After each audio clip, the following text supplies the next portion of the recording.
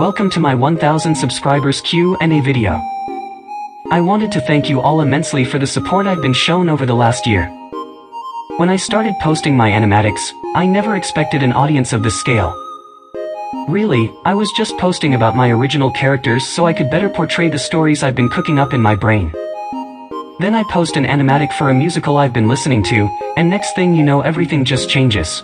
I couldn't have done it without you all, so as a thank you, I'll be answering some questions you all left on my video. I couldn't get to every question, so I apologize to those I missed, but I tried to answer as many as possible. As is appropriate for this channel, we'll start off with some animatic questions. How do you get so many animatics out in a short amount of time? Good question. It honestly just comes naturally for me. I'm a pretty fast artist when it comes to sketching. So that really gives me the ability to get a large amount of frames done in a short time span. It's just luck, basically. Favorite part of the drawing or animatic process? For drawing in general, I actually love coloring. My animatics obviously utilize limited color for the sake of time, but in my personal illustrations I love messing with color combinations. In animatic making, meanwhile, definitely the process of editing stuff together. I love messing with effects to create smooth transitions or simulate movement more realistically. Any tips for people just starting making animatics? I present to you my 3 nuggets of wisdom. First, I'd say take things slowly, don't burn yourself out over a large project right from the get-go. I started out with 1 minute or less animatics before I steadily increased the length to 2 minutes, now an average of 3 to 4. If you're just starting out, work on your less complex ideas first, then increase your workload as you gain more confidence in your process. Second, please plan your animatics in advance. Not everyone's process for that is the same, some people do thumbnails, I just do scripts, but plan something. Trust me, going into a multi-minute video with zero written out plan is the easiest way to get frustrated with a project. Finally, don't compare yourself with other artists too harshly. This isn't so much a tip for actually making animatics than it is to protect your own mental health.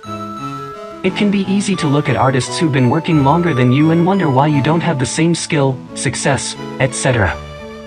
Don't get caught up in that. Just create for yourself, you'll improve with time. Practice makes perfect is not just some corny phrase, but an actual truth. Best of luck with your future animatics. Do you do traditional art? Sometimes. Most of my traditional art is within my sketchbook for warm-up purposes. Sometimes I'll also test out stuff like character design or style changes. Am I a theater kid? What are my favorite musicals, and who inspired my art style? Taking this all in once because both questions actually do connect. Yes, I would consider myself a theater kid. Favorite musicals are tough, but I'd say a solid tie between The Great Comet of 1812, Razia's Shadow, and In the Heights. Inspiration is hard to talk about, because of how much my art style has evolved over the years. My earliest inspirations were the YouTubers Lavender Town and Scribs. Scribs also actually inspired me to make animatics at all. I don't think I'd even be here right now if I didn't come across his Hamilton animatics. As I'm getting older, it's definitely getting harder to pinpoint stylistic inspirations as it's become varied. Favorite YouTuber or podcast? I am not a big podcast person, although I'm trying to get into the Magnus archives. Excluding art YouTubers for obvious reasons, my average YouTube rotation goes between Dream Sounds, Defunct Land, and Jenny Nicholson. Which fandoms or communities do you find the most interest in? Hard to say. I've enjoyed my time in the Ride the Cyclone fandom, obviously. It's been very supportive, and I couldn't be more grateful. I was also a pretty big member of the Warrior Cats fandom in my youth. This commenter asked if I have any pets. I do, a dog. And yes, my dog's doing well, and so are the family kitties. Kisses have been given, rest assured. Top 10 favorite characters of all time. Okay, let's see. That is a tough one. 10 is a lot, so I hope you'll take a top 5. Luz Nocita from the Owl House, Yutina Tenju from Revolutionary Girl Yutina, Pierre Bazukov but specifically from The Great Comet of 1812, I Will Not Read War and Peace, Chara from Undertale and Hatsune Miku. Read into this as you will. Favorite songs and favorite album. Okay, let's see here. I'm honestly not sure how to answer because my favorite music is basically on rotation every week. So, if it helps any, my top 3 songs on this year's Spotify Wrapped were Kiss Me, Son of God, Goodbye, My Danish Sweetheart, and Christmas Kids. As for my favorite album, I'll have to go with Coyote Stories from the Crane Wives. My favorite song from that album is Little Soldiers. Here's a sample. And I dragged her through every room inside our home, but you still held me at night. I swear that you loved me. I swear that you loved me. I swear that you loved me. I swear. Speaking of music, the big ticket question everyone wants to know. How did you get into Ride the Cyclone? TikTok. It was TikTok. I heard what the world needs being used in various song edits, decided to check out where it's from, and being a musical theater fan already, dove headfirst into it. The rest is history. Favorite song from Ride the Cyclone? What the World Needs is incredibly catchy and I don't think I can ever shake it off. And who's your favorite character? It's a hard one. My favorites have shifted around a lot as I got a better understanding of each one. I started off liking Ocean a lot, as her song was my introduction to the musical, then my favorites hopped around a bit depending on each member of the choir I like to analyze. So, let's just list 2 favorites, based on art and writing. My favorite to draw is a tie between Jane Doe and Ocean. Jane Doe's has an interesting air to her that makes me upset that I haven't featured her more in my animatics. And Tiffany Tetrow as Ocean has such a delivery that makes drawing out any of her dialogue fun. I think my favorite writing-wise is ultimately Ricky though.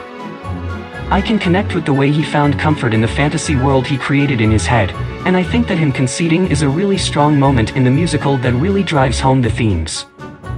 With that being said, on to the OC-related questions. What inspired my persona design? It kinda came naturally. I started associating myself with bunnies after I latched onto a character from a certain franchise, and I was fiddling with designs to use for an art fight icon. And just came up with that. I've tweaked it a bit since then, but that's about it. Can you tell us more about your OCs? Certainly. I have my OC universes divided into 2 universes, as you can see by the YouTube playlists I have sorted.